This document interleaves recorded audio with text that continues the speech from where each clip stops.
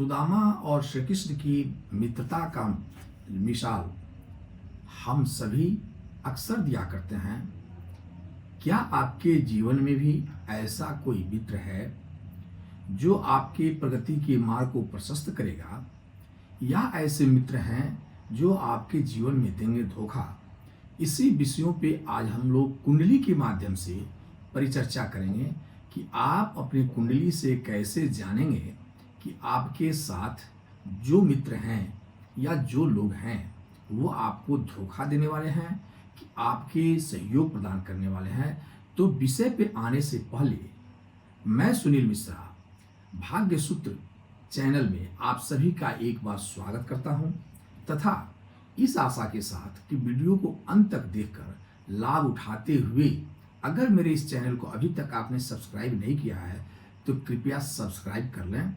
देखिए, कुंडली में आप जाने कि मित्रता में धोखा मिलेगा, मित्रों से धोखा मिलेगा कि होंगे मित्र मददगार, इसके लिए आपको सबसे पहले कुंडली के पंचम भाव को देखना होगा। पंचम भाव जहां बुद्धि और दोस्ती का घर है, बुद्धि का भी है और दोस्ती का भी घर है, वहीं एकादश भाव लाभ और मित्रता का भी घर है। तो इन दो घरों को देखना, दो हाउसेज को देखना आपको जरूर चाहिए कि आपके ये दोनों हाउस की स्थिति क्या है।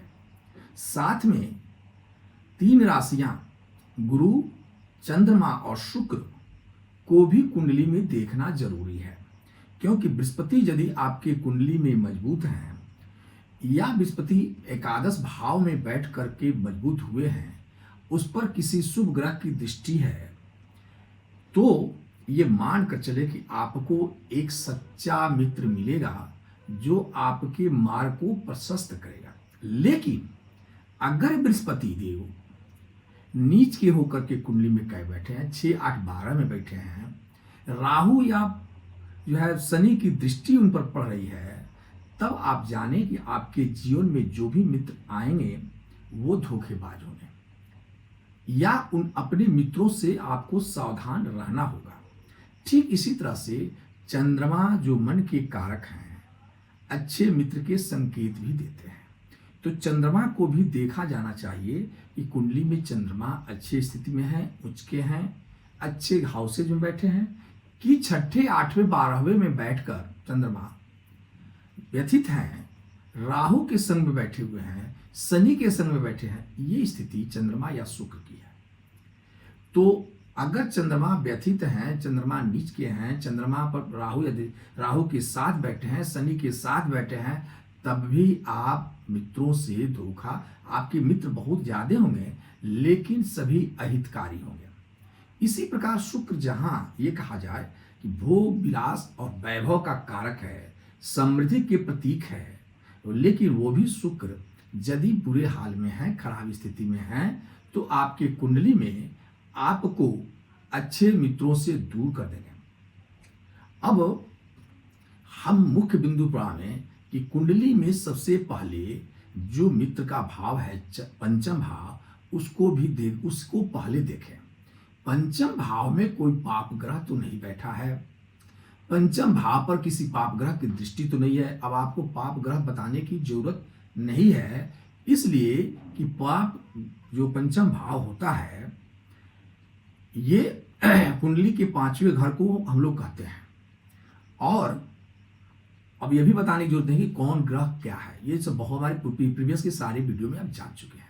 तो पंचम भाव पर कोई पाप ग्रह में कौन कौन आते हैं ये तो मैं बता चुका हूं कई बार, आज पुनः बता देता हूं कि शनि देव, राहु देव, केतु देव और जो है क्षीण चंद्रमा वो पाप ग्रह के रूप में रखा गया है, और सूर्य को भी क्रूर ग्रह के रूप में रखा गया है, इसलिए उन्हें पाप ग्रह के लिस्ट में ला दिया जाता है। सूर्य पाप ग्रह नहीं है, क्रूर है, लेकिन आपके क्रूर होने के से उन्हें शुभ ग्रह में न रख करके पाप ग्रह की लिस्ट में मान लिया जाता है। खैर, तो पाप ग्रह जैसे शनि, विशेषकर शनि और राहु यदि पंचम भाव में बैठे हों या पंचम भाव पर उनकी कहीं से दृष्टि पड़ रही है, या पंचम भाव के स्वामी, यानी पंचम भाव में जो राशि होता है उसका उस राशि का स्वामी के साथ बैठे हैं और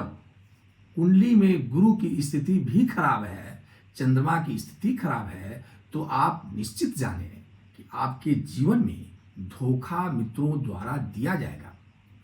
रुकिएगा, मैं उपाय भी बताऊंगा कि क्या करें आप, लेकिन संपूर्ण बातें कहने के पश्चात मित्रों, एकादश भाव मैंने कहा था पहले ही कि लाभ भाव होने के साथ साथ मित्रता का भी भाव है।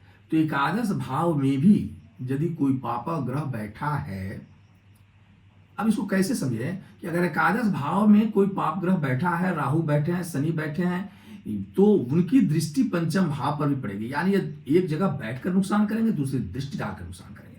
यानी पंचम भाव और एकादश भाव कुंडली में सातवें का वो सामने सामने होते हैं, तो सप्तम दृष्टियां पड़ती भी हैं। तो अगर एकादश भाव में पाप ग्रह बैठे हों या पंचम भाव में पाप ग्रह बैठे हों, बृहस्पति की दृष्टि हो, बृहस्पति जो व्यथित हो, बृहस्पति पाप ग्रह से दृष्ट हो, बृहस्पति नीच के हो, शुक्र की स्थिति अच्छी नहीं हो, चंद्रमा अगर नीच के हो, चंद्रमा केंद्रीय योग में हो, तो इसमें से अगर कोई संयोग बनता है तो माने कि आपके मित्र आपको धोखा देंगे।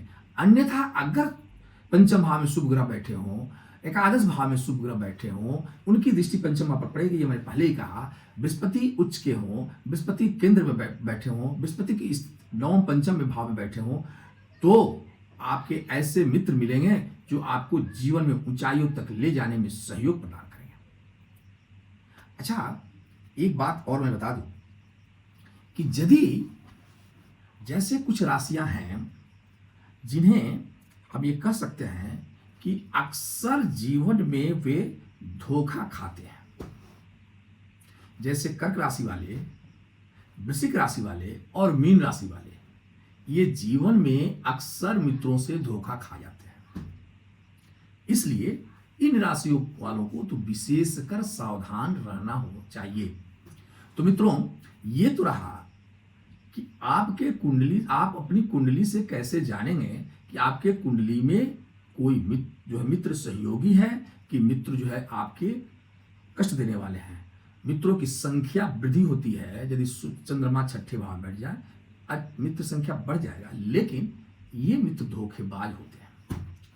तो अगर आपके कुंडली में ऐसा योग बनता है जिससे दिखता है कि आपके जीवन में मित्रों से धोखा मिल सकता है, तो इसके लिए आप करना क्या चाहिए? अच्छा, एक छोटा सा मैं एक टॉपिक बता दूं। षड्यंत्र योग एक कुंडली में होता है। इसके लिए भी अब इसको मैं छूट रहा था। षड्यंत्र योग में लग्नेश यदि 8वें भाव में आ जाए, यानी लग्न का स्वामी 8वें भाव में बैठ जाए, कोई शुभ ग्रह की दृष्टि उस पर न हो, पापा ग्रह की दृष्टि पड़ जाए, व्यक्ति निश्चित ही अपने जीवन में षड्यंत्र का शिकार बनता है और इसे षड्यंत्र योग कहा जाता है। तो अब इसका उपाय क्या है? तो मैं शुरू में एक बात कहा था कि मित्रता के लिए श्री कृष्ण और सुदामा की उदाहरण हम लोग देते हैं। तो यदि कुंडली से आप पाते हैं कि आपके कुंडली में धोखा, मित्रों से धोखा मिलने का योग है, तो आप कृपया श्री कृष्ण के शरण में जाएं, श्री कृष्ण की पूजा करें और भगवान सूर्य को भी जल देवें। इससे जो है आपके अंदर की नकारात्मक ऊर्जा समाप्त होगी तथा आपके मित्र आपको धोखा देने से बचेंगे। फिर मिलते हैं नेक्स्ट वीडियो में, जिसमें हम लोग जानेंगे कि व्यापार या विवाह में धोखा मिलने पर हमें क्या करना चाहिए, कुंडली से कैसे जानें कि व्यापार में या विवाह में हमें धोखा मिलेगी, किसी कन्या की शादी हो रही है तो क्या उसको धोखा मिलेगा। इन सभी विषयों पर हम लोग नेक्स्ट वीडियो में चर्चा करेंगे। तब तक के लिए नमस्कार।